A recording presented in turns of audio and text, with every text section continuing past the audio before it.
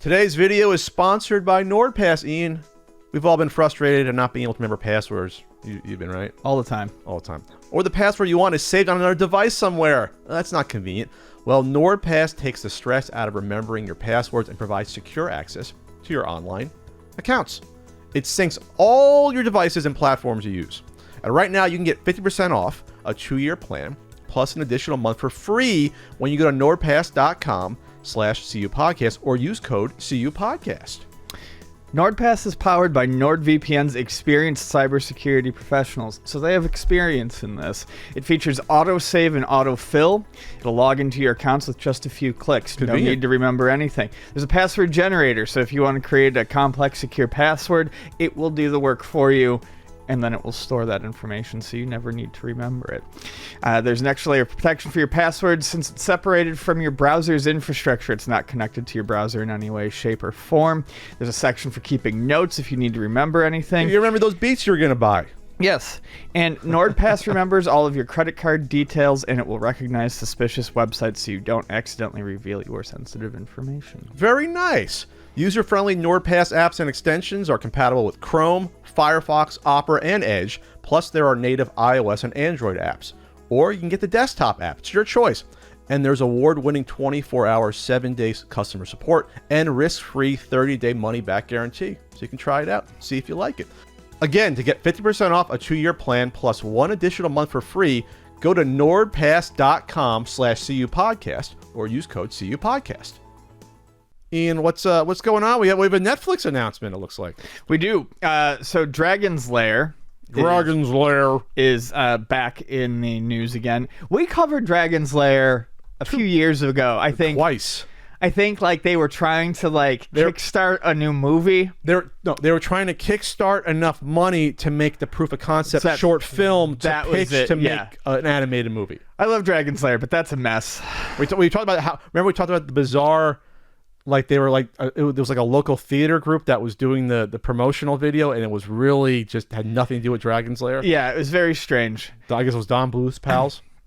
But I like the games. I genuinely like the games. I know most people don't. There's not a whole lot of game to Dragon's Lair, but I like the animation. I love Don Bluth's animation, and I like, I don't know, just wandering through those games every once in a while. So apparently, there's talk of a Dragon's Lair movie starring Ryan Reynolds. What? On Netflix, who was apparently he was 6 years old when Dragon's Lair hit arcades. Was that 83, Dragon's Lair? Yeah, somewhere around there. To go back to some of the things I said the first time around, I just don't know that there's a whole lot here to make a movie. Dragon's Lair was pretty animation, a skimpily dressed princess, and a hero. And a dumb hero that you like to see get killed very often. It's going to happen in wondrous ways. Yeah. So I don't know how Dirk the Daring. I don't know how to Daphne. make Dirk. I don't know how to make a movie out of this. They even mentioned it in this article. Bluth and his partner Gary Goldman in 2015 turned to Kickstarter and Indiegogo to raise money for a big screen adaptation of the game, but it was unsuccessful. Yeah, because it's like what will be the market for kind of esoteric arcade title that's almost 40 years old. Right. I mean, other than the fact that Bluth's attached to it and his animation is fantastic, Don Bluth is very, very old. Very old. And, I don't know. So then you go and you make it live action, and you've already eliminated the one thing that really appeals to me about the original, which is his animation. And you're left with a knight and damsel story, and I honestly have... no idea with Ryan Reynolds attached, to do with it. Is he going to be snarky and sarcastic? Because Dirk is not snarky and sarcastic. He's just a noble knight that is kind of goofy, kind of screws up, and he gets killed a lot. I mean, when you play it. So is it going to be where you see Ryan Reynolds' character as Dirk get killed a lot? That could be entertaining if they could figure out a way to do that, where you're constantly doing the wrong thing, getting killed in a humorous way. That could be funny. It really could be. But that's all you got. Like that's really... Yeah, there's nothing else to it. That's all you got.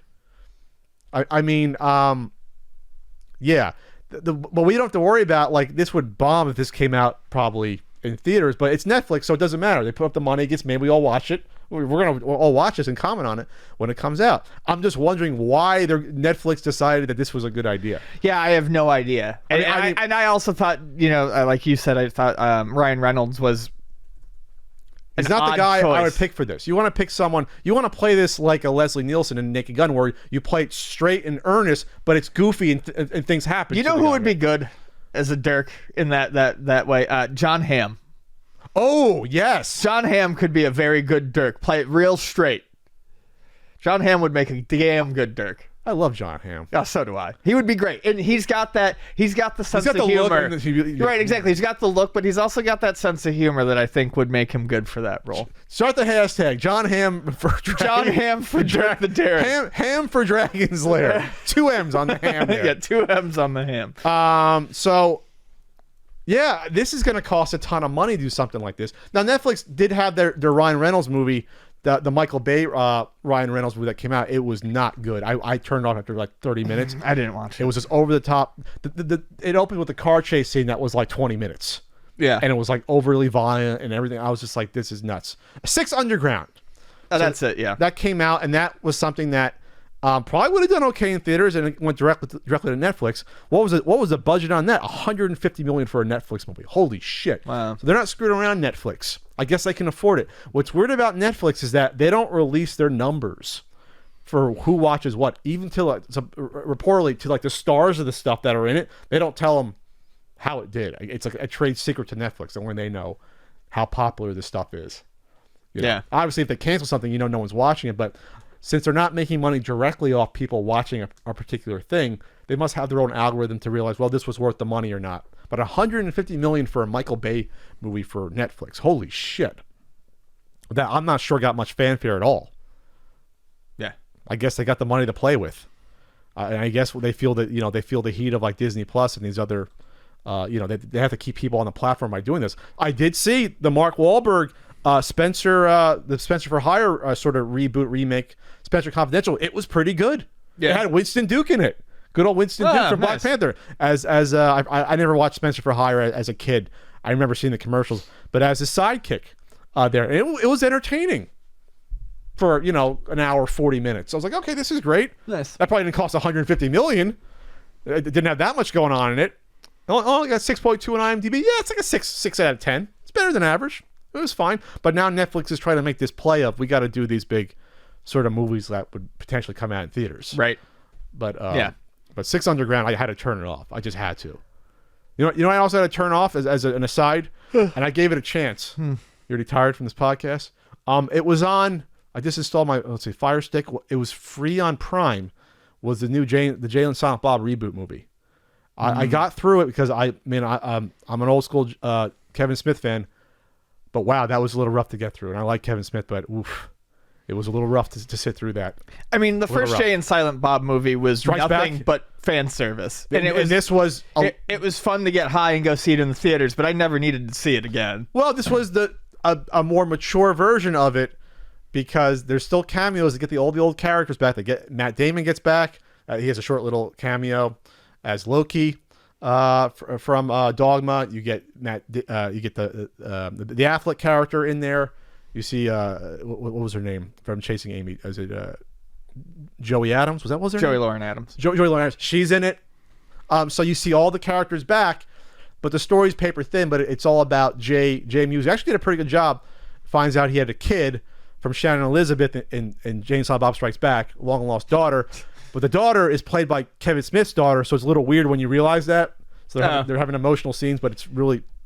Anyway, so there was so slight chuckles here and there, but overall, I didn't really laugh watching it. When it comes to his stuff, like, I kind of tuned out after Jay and Silent Bob Strikes Back. And he's obviously out there still having fun. Seems like a decent guy. I have a lot of friends who are really into his stuff.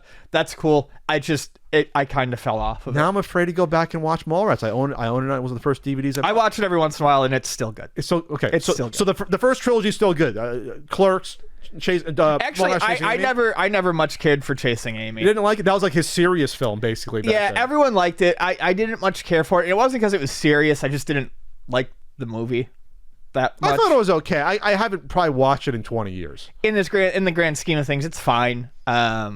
but Mallrats has always been my favorite of his, which is kind of the odd opinion out. But yeah, I love Mallrats. I mean, obviously Clerks was good, or else he wouldn't be able to do Mallrats.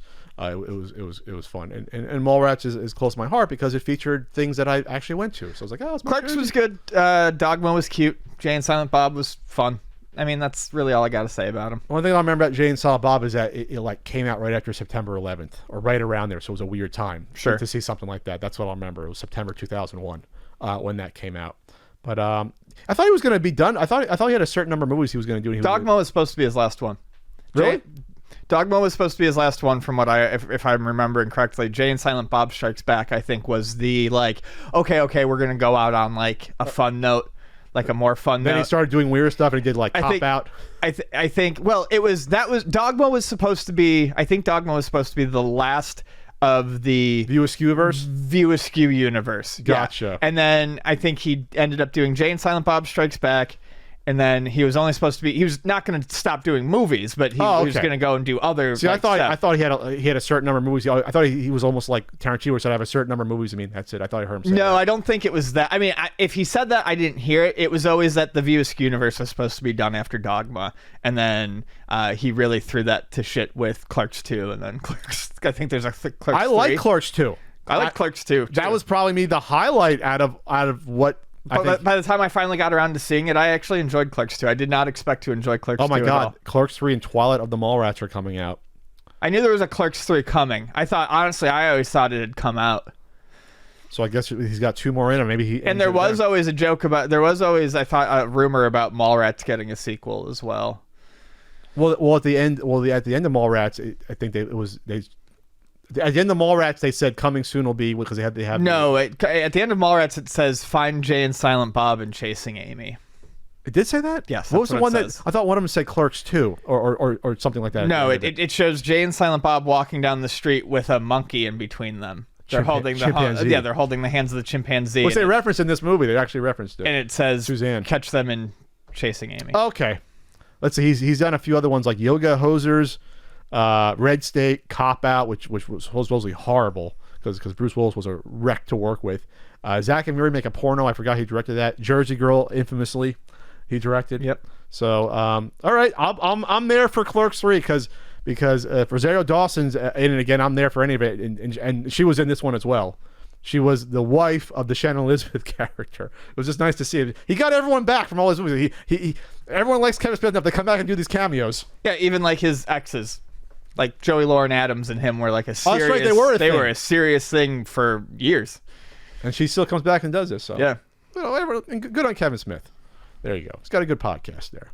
So anyway, Dragon's Lair. Finish up about Dragon's Lair is that this is going to be weird for people. Don't even try to tie this back around. I'm going to try to tie it back around because it's an older property, like Clerks would be to come back, or Mallrats, where it's sort of past its time. That I'm not sure if anyone young will be like, this will be interesting besides the hardcore Dragon's Lair folks like Ian and I.